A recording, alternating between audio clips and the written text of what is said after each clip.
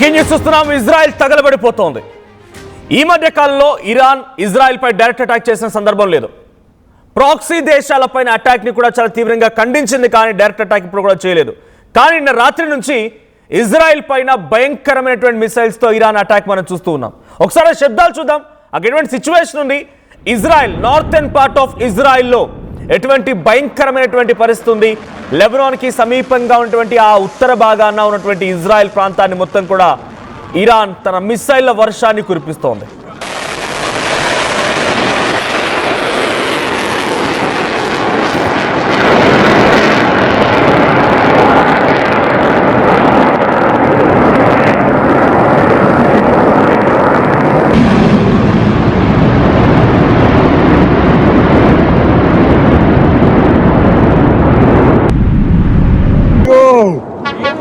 لازم نفعل المركز.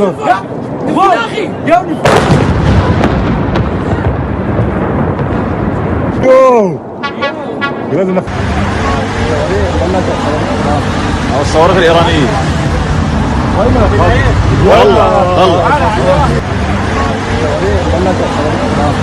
الصواريخ الإيرانية.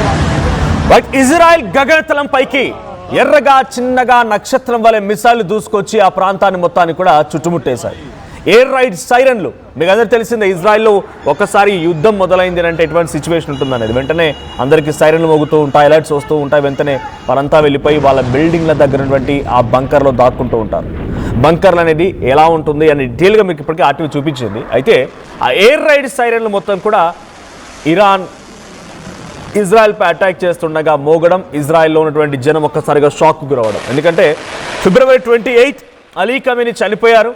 Ali Khamenei America అంతమొందించింది. ఆ తర్వాత నుంచి ఇప్పటి వరకు గల్ఫ్ కంట్రీస్ పైన అటాక్కి పరిమితమైనటువంటి ఇరాన్ మళ్ళీ చాలా రోజుల తర్వాత ఇజ్రాయెల్పై అటాక్ చేసింది. జూన్ 2025 ఏడాది క్రితం మనం చూసాం ఇరాన్ ఇజ్రాయెల్ వార్ ఏ స్థాయిలో జరిగిందని. ఏడాది క్రితం వరకు అయితే రెండు దేశాలు డైరెక్ట్గా ఒకరినొకరిపై దాడి చేసుకున్న, ఇరాన్పై ఇజ్రాయెల్, ఇజ్రాయెల్పై ఇరాన్. ఈ దాడి కొనసాగింది. కానీ ఇప్పుడు ఈ మధ్యలో ఫిబ్రవరి 28న అలీ ఖమేనీ చనిపోయినప్పటి నుంచి ఏ ఒక్క మిసైల్ ఇజ్రాయెల్ వైపు నుంచి కానీ ఏ ఒక్క మిసైల్ ఇరాన్ వైపు నుంచి కానీ వదిలినటువంటి దాఖలాలు లేవు. అటు ఇజ్రాయెల్ కూడా అమెరికా ఏరి చెప్తే అదే. ఈ వార్ మొత్తంలో ఇజ్రాయెల్ కంటే కూడా అమెరికాని కీలకమైపోయి అమెరికాని ఇరాన్పై అటాక్ చేస్తున్న తన సిచ్యువేషన్ కనబడుతోంది. అయితే నిన్న రాత్రి నార్త్ ఇజ్రాయెల్ పైన 20 మిసైళ్లతో మెరుపు దాడి చేసింది ఇరాన్. 20 మిసైల్ని గాల్లోనే పేల్చేశామంటోంది ఇజ్రాయెల్. అయితే తమ మిసైల్స్ని ఇజ్రాయెల్ ధ్వంసం చేశాయంటూ వీడియోలు రిలీజ్ చేసింది ఇరాన్ మిలిటరీ అధికారులు. ఇక ఇరాన్ దాడుల పైన ట్రంప్కి నెతన్యాహు కూడా ఫోన్లో సంప్రదించారు. సో ప్రతీకార దాడులు వద్దంటూ నెతన్యాహుకి ట్రంప్ ఆదేశాలు జారీ చేశారు. సో అంటే ఆల్రెడీ దాడి జరిగింది కదా, నువ్వు ప్రతీకార దాడి చేయకనట్టుగా ట్రంప్ నెతన్యాహుకి వద్దని చెప్పారంట. Hold on, don't retaliate, hold on. ఇది డొనాల్డ్ ట్రంప్ నుంచి నెతన్యాహుకు వచ్చినటువంటి ఫోన్ కాల్. ట్రంప్ ఆదేశాలను కూడా లెక్క చేయకుండా నెతన్యాహు టెహరాన్పై మిసైళ్ల వర్షం కురిపించాడు. సో ఇప్పుడు ఏప్రిల్ 8న జరిగినటువంటి తాత్కాలిక కాల్పుల విరమణ ఒప్పందం తర్వాత మొదటిసారి ఇజ్రాయెల్పై ఇరాన్ దాడి చేసింది. లెబనాన్పై దాడిని వ్యతిరేకిస్తూ ఇజ్రాయెల్పై ఇరాన్ భీకర అటాక్ చేసింది. ఇరాన్పై ఇజ్రాయెల్ ప్రతీకార దాడులతో తీవ్ర ఉద్రిక్తత పరిస్థితులు నెలకొన్నాయి. ఇప్పుడు ఇరాన్పై కూడా ఇజ్రాయెల్ అటాక్ చేస్తోంది. టెహరాన్ ప్రాంతాన్ని చుట్టుముడుతోంది Israel missile. Israel drones and missiles Tehran నగరాన్ని మొత్తాన్ని కూడా అతలాకుతలం చేస్తూ ఉన్నాయి. ఏప్రిల్ 8న కొంత సీజ్ ఫైర్ అంటూ మాట్లాడుకొచ్చారు. అదేంటి, Donald Trump, Israel and Iran. So Israel ఎక్కడ కూడా డైరెక్ట్గా నేను ఆపేస్తానని కానీ నేను మొదలు పెట్టాను కానీ చెప్పలేదు. అమెరికా ఏది చెప్తే అదే. అమెరికా ఓకే అంటే ఓకే, అమెరికా లేదంటే లేదు, అంతే. అంతవరకు మాత్రమే మాట్లాడుకొచ్చింది ఇజ్రాయెల్. కానీ ఇప్పుడు ఎందుకు అటాక్ జరిగింది మరి? ఎందుకు ఉన్న ఫలంగా ఇజ్రాయెల్పై అమెరికా ఇంతటి స్థాయిలో అటాక్ చేయాల్సి వచ్చిందనంటే ప్రాక్సీ దేశాలు, ఉదాహరణకి ఇరాన్కి సపోర్ట్గా ఉన్నటువంటి దేశాల్లో లెబనాన్, సిరియా, యెమెన్స్ ఇవన్నీ కూడా ఉన్నాయి.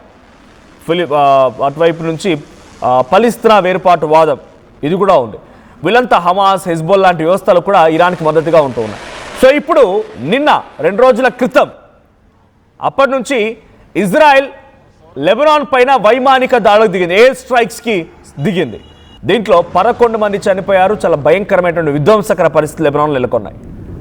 7th నుంచి మొదలుకుంటే 7th ఉదయం నుంచి మొదలుకుంటే రాత్రి ఈరోజు తెల్లవారుజాము వరకు కూడా లెబనాన్ పైన ఇజ్రాయెల్ వైమానిక దాడులతో భయంకరమైనటువంటి దాడులకు పాల్పడింది. ఇప్పటివరకు అఫీషియల్ రికార్డ్స్ ప్రకారంగా లెబనాన్ గవర్నమెంట్ అనౌన్స్ చేసినటువంటి రీతి చూస్తే 11 డెత్స్ ఉన్నాయి అండ్ మల్టిపుల్ ఇన్సిడెంట్స్లో వాళ్ళందరూ కూడా గాయాలపడ్డవారు ఉన్నారు. సో దీనికి ప్రతీకార దాడి ఇరాన్ ఏం చెప్తోంది? సెల్ఫ్ డిఫెన్స్ అంటోంది. లెబనాన్పై అటాక్ చేశారు, అక్కడ హెజ్బొల్లా వ్యవస్థలపై అటాక్ చేశారు, కాబట్టి మేము సెల్ఫ్ డిఫెన్స్లో భాగంగానే ఇజ్రాయెల్పై అటాక్ చేస్తున్నాం. అక్కడ అటాక్ చేసిన వాళ్ళు ఏ క్షణమైనా మళ్ళీ మా దాకా వస్తారు, మాకు తెలుసు. మా ప్రాక్సీ దేశాలపై అటాక్ చేయొద్దని మేము చాలా క్లియర్గా మా కండిషన్లో పేర్కొన్నాం. ప్రాక్సీ దేశాలపై అటాక్ చేస్తే మేము ఊరుకోమని రకంగా చాలా స్పష్టంగా తెలియజేశాం. కానీ మళ్ళీ మీరు ప్రాక్సీ దేశాలపైన వరుసగా లెబనాన్ పైన, సిరియాల పైన, యెమెన్స్ పైన అటాక్ చేస్తూ ఉంటే చూస్తూ ఊరుకోలేమనేది ఇరాన్ చెప్తున్నమాట. మొన్న అమెరికా ఏం చేసింది? బందర్ అబ్బాస్ పోర్ట్పై అటాక్ చేసింది, సీ మైన్స్ పెడుతున్నప్పుడు నౌకలను అటాక్ చేసింది, సీ మైన్స్ని గమనించి గుర్తించి వాటిని పేల్చే ప్రయత్నం చేసింది. సో కొంత సౌతర్న్ ఇరాన్లో కూడా అటాక్ చేసే ప్రయత్నం అమెరికా చేసింది. కారణం ఏంటి అని అంటే సెల్ఫ్ డిఫెన్స్. మాపై అటాక్ చేస్తారు అన్నటువంటి భయంతోనే మేము సెల్ఫ్ డిఫెన్స్ చేస్తాము, ఇది అమెరికా చెప్తున్నమాట. ఇప్పుడు యాజ్ ఈజ్ ఇరాన్ అదే చెప్తోంది, self defence, tit for tat. Self డిఫెన్స్లో భాగంగానే ఇజ్రాయెల్పై అటాక్ చేశాము. ఇరాన్ అటాక్ చేసినంత మాత్రం ఇజ్రాయెల్ ఏం సైలెంట్గా ఉండిపోలేదు. ఇజ్రాయెల్ టెక్నాలజీ పరంగా, దేశం పరంగా, పాపులేషన్ పరంగా చిన్న దేశం అయినా టెక్నాలజీ పరంగా ఇరాన్ని తలదనేటువంటి దేశం ఇజ్రాయెల్. సో ఇప్పుడు నెతన్యాహుకి ట్రంప్ కూడా కాల్ చేశారు, నీ దగ్గర మిసైల్ వచ్చాయి కదా, నువ్వు వాటిని గగనతలంలో పేల్చేసావు, నీ దగ్గర మరణాలు ఏం లేవు, సరే ఉంటే ఉండొచ్చు ఇన్ఫ్రాస్ట్రక్చర్ డ్యామేజ్ అనేది, బిల్డింగ్సో లేకుంటే ఇతరత్ర కొన్ని సముదాయాలు కుప్పకూలి ఉండొచ్చు, కొన్ని 20కి పైగా మిసైల్ వచ్చి దాడి చేశాయి కాబట్టి నార్థన్ పార్ట్ ఆఫ్ ఇజ్రాయెల్లో అక్కడ జరిగిన దాడికి సంబంధించి తర్వాత ఆలోచిద్దాం, కానీ ఇప్పుడు మాత్రం నువ్వు రిటిలియేట్ చేయకు, నువ్వు కౌంటర్ అటాక్ ఇవ్వకు అని డొనాల్డ్ ట్రంప్ అటు నెతన్యాహుని హెచ్చరించారట. కానీ నెతన్యాహు ఏం పట్టించుకోలేదు. నేను నాపై అటాక్ జరిగితే డెఫినెట్గా తిప్పికొట్టాల్సిందే, లేదంటే నా దేశ ప్రజల నుంచి నాకు ఇబ్బంది ఎదురవుతుంది, నువ్వు ఇష్టం వచ్చినట్టుగా అటాక్ చేయమన్నప్పుడు అలా చేయాలి, వద్దన్నప్పుడు ఆగే ప్రసక్తి లేదన్నట్టుగా నెతన్యాహు డొనాల్డ్ ట్రంప్ యొక్క మాటల్ని కూడా పక్కన పెట్టేసి ఆయన ఇరాన్పై అటాక్ చేయడం మొదలుపెట్టాడు. టెహరాన్ నగరాన్ని ఇప్పుడు మిసైళ్ల వర్షం మోతమోగుతోంది. మిసైల్ భారీ శబ్దాలు టెహరాన్ నగరాన్ని ఇప్పుడు వణికిస్తున్నట్టు తెలుస్తోంది. ఒకసారి మళ్ళీ ఇరాన్పై Israel attack and Israel counter attack ఒకసారి విజువల్ చూద్దాం.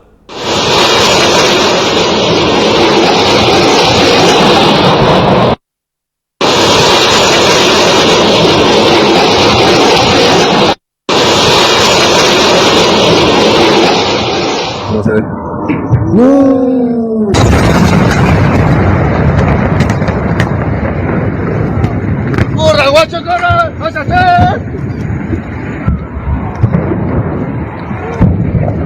¡Corre, guacho, dale! ¡La casa, la casa! ¡Bajo techo, corre!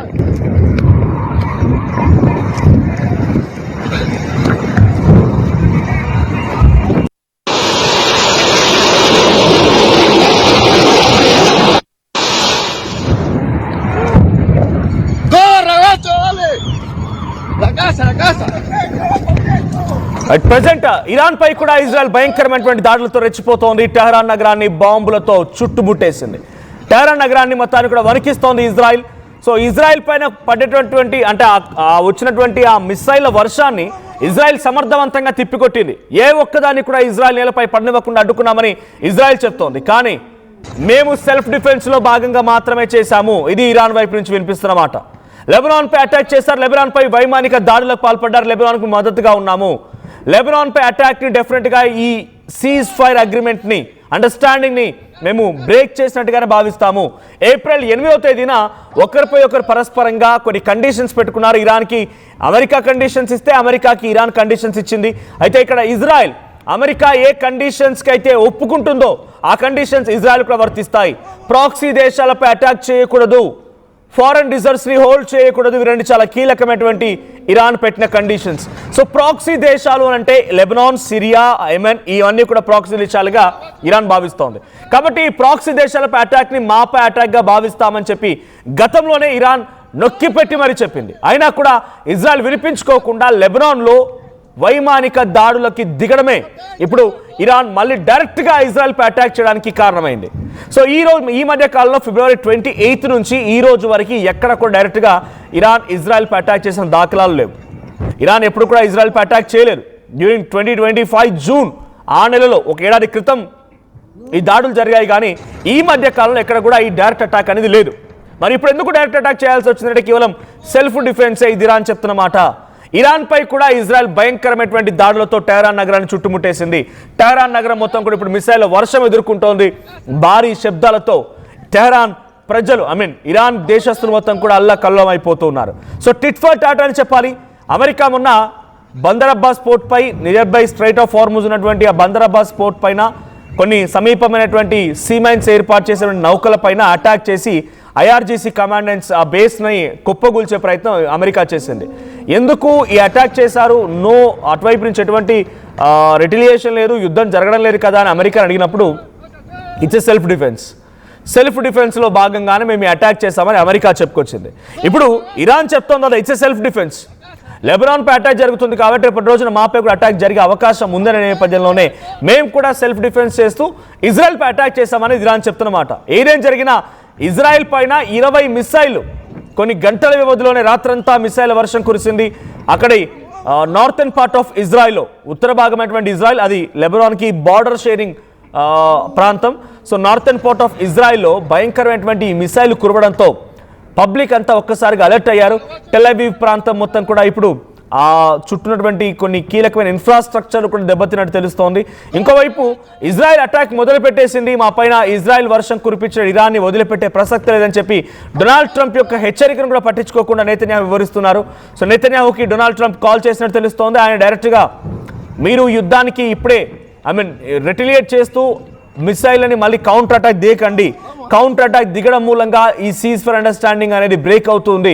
So డెఫినెట్గా మనం చర్చిద్దాం, ఇన్ఫ్రాస్ట్రక్చర్ డ్యామేజ్ గురించి కూడా మనం మాట్లాడదాం. ఇరాన్పై అటాక్ చేయడానికి సమయం సందర్భం అనేది డెఫినెట్గా మనం తీసుకుందాం, కానీ ఇప్పుడు వద్దు అని చెప్పి నెతన్యాహుకి ఒక రిక్వెస్ట్ పెట్టారట డొనాల్డ్ ట్రంప్. కానీ నెతన్యాహు మాత్రం దాన్ని పట్టించుకోలేదు. డొనాల్డ్ ట్రంప్ యొక్క వ్యాఖ్యల్ని పక్కన పెట్టి మరి ఇరాన్పై అటాక్ చేస్తున్నారు. సో లాస్ట్ 24 hours నుంచి కంటిన్యూస్ ఎక్స్చేంజ్ ఆఫ్ వార్ జరుగుతోంది. మిసైల్ వర్షం ఒకరిపై ఒకరు కురిపించుకుంటూనే ఉన్నారు. మరి ఇప్పుడు డైరెక్ట్గా గతంలో యుద్ధం ఇంతటి స్థాయిలో మొదలైందే ఇరాన్ ఇజ్రాయెల్ మధ్యలో. ఇజ్రాయెల్ ముందుగా ఇరాన్పై అటాక్ చేయడం, ఇరాన్ దాన్ని తిప్పికొట్టడం, ఇవన్నీ కూడా అక్కడి నుంచి మొదలైనటువంటి యుద్ధం ఈరోజు ఏడాది పాటుగా కొనసాగుతూనే ఉంది. ఇంకా ఈ భయంకరమైన యుద్ధం కొనసాగే అవకాశం కూడా ఉంది. మళ్ళీ ఈ రెండు దేశాల మధ్య వార్ ఎక్స్చేంజ్ జరుగుతోంది అని అంటే డెఫినెట్గా యుద్ధం మరింతగా రెట్టింపై అవకాశం కనబడుతోంది. సో ఒక్కరోజు రాత్రి అక్కడ యుద్ధం ఆ రకంగా మిసైల్ ఎక్స్చేంజ్ జరిగిందో లేదో అంతలోనే $3 మేర క్రూడ్ ఆయిల్ ధర పెరిగిపోయింది. సో అమాంతంగా $100 వరకు చేరుకుంది క్రూడ్ ఆయిల్ ధర. సో ఇది ఇంకా అమాంతంగా పెరిగే అవకాశం ఉంది. అక్కడ విమానాలు రద్దవుతున్నాయి, చాలామంది ప్రయాణికులు ఇబ్బందులు పడుతున్నారు. యుఏఈ, సౌదీ, బహ్రాన్, బనామా, కువైట్, ఖతార్ లాంటి ప్రాంతాల్లో కూడా విమానాలు రద్దయిపోయాయి. ఎందుకంటే వైమానిక దాడులు, ఒకరిపై ఒకరు మిసైల్ వర్షం కురిపించుకుంటున్నారు కాబట్టి మార్గ మధ్య ఉన్నటువంటి దేశాలు తమ విమానాలు కనుక అక్కడి నుంచి ఎగరనిస్తే అవన్నీ కూడా ఈ మిసైల్ దాడికి, డ్రోన్ల దాడికి అవి కూడా పూర్తిగా ధ్వంసమయ్యే అవకాశం ఉంది. కాబట్టి ఇప్పుడు మళ్ళీ మిడిల్ ఈస్ట్లో ఉద్రిక్తత పరిస్థితి రెట్టింపైంది. ఇది ఎక్కడి వరకు కొనసాగుతుందో చూడాలి.